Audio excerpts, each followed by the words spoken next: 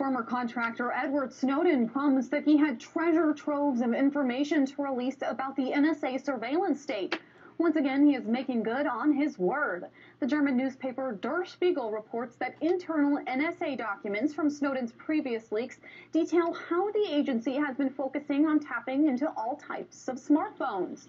The newspaper explains, quote, according to the documents, set up task forces for the leading smartphone manufacturers and operating systems. Specialized teams began intensively studying Apple's iPhone and its iOS operating system, as well as Google's Android mobile operating system. Another team worked on ways to attack BlackBerry, which had been seen as an impregnable fortress until then. So is anything safe anymore? Himanshu Nigam is the founder of SSP Blue, and he is here to break down these latest developments. Himu, thank you so much for joining me. So with these latest revelations, what isn't the NSA tapping into? That's a great question, Megan. I think we have to, first we have to step back just a teeny bit and put things a little bit more in perspective. We're relying on whatever it is that Snowden is choosing to release. So in other words, we can't have a conversation that really gives the final answer or the this is the way it is kind of solution to what we're going to talk about. But that said, let's also step back 20 years ago. If you look back in your kitchen phone that nobody uses anymore, the NSA, the FBI, all sorts of government agencies had not only the technical capability because the law required it, but also the ability by going to a court to get a tap order to go and wiretap that. So as citizens, I don't think we should be surprised that we're hearing about this. I think we need to put it in perspective that that capability has existed for many, many years, and the NSA is doing what they're supposed to do, which is find ways to protect Americans from foreign terrorist activity coming into our homeland.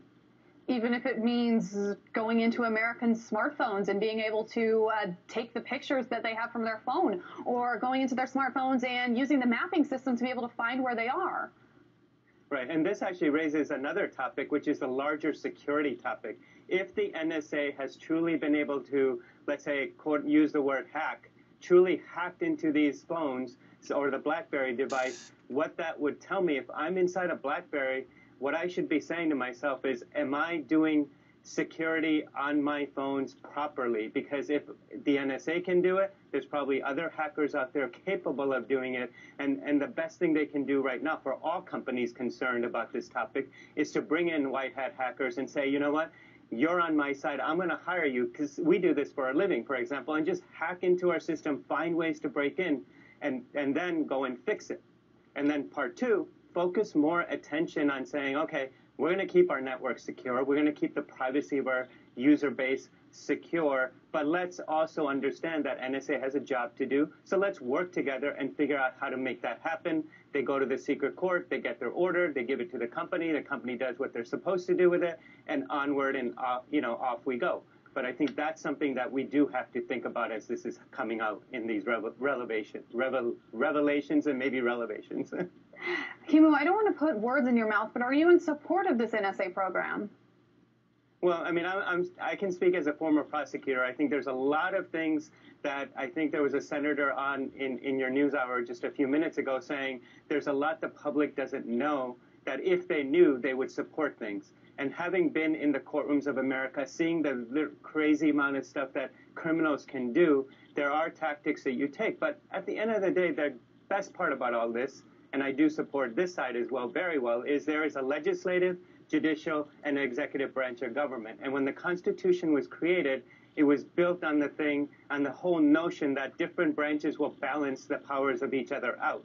At the same time, Himu, I do want to bring up part of that NSA presentation that was part of this Der Spiegel release. Now, it might shed some light on how these agencies see smartphone users. This is the first slide, and the authors draw a comparison to George Orwell's classic dystopian novel 1984 about the surveillance state, revealing the agency's current view of smartphone users. Next to the picture is the old Nike commercial that reads, "Who knew in 1984?" And then the next slide says that this would be Big Brother, and it's next to a picture of Apple co-founder Steve Jobs. And that the zombies would be paying customers with pictures of enthusiastic Apple customers next to it. So with these kind of leaks, does that say that the NSA is making light on surveillance and American privacy, or is it saying that Americans' privacy or the notion of it is a joke at this point? Well, I don't think we can say it's a joke. And I will tell you, if you look at it from the industry point of view, Apple, Android, the Googles of the world, the Yahoos, the Microsofts, and the RIM folks, they're all amazingly and urgently focused on protecting user privacy. So from that perspective, they are the user's best friend. And when it comes to what the NSA is doing, they have to go through their judicial and legislative and executive processes to make that happen. So I think if you combine all of this mush and put it all together, you're going to find that there is a system of checks and balances in place. There is no question that sometimes those lines are crossed, but there's also avenues for correction and things that happen, not only in the media like we're talking about ourselves, also in the private sector when they have those debates privately with the government, but also publicly. As you saw, the Obama administration went to the judicial system, the secret court, and said, hey, we want to do certain things that we're not allowed to in 2008, and then 2011 that changed, a ruling came out.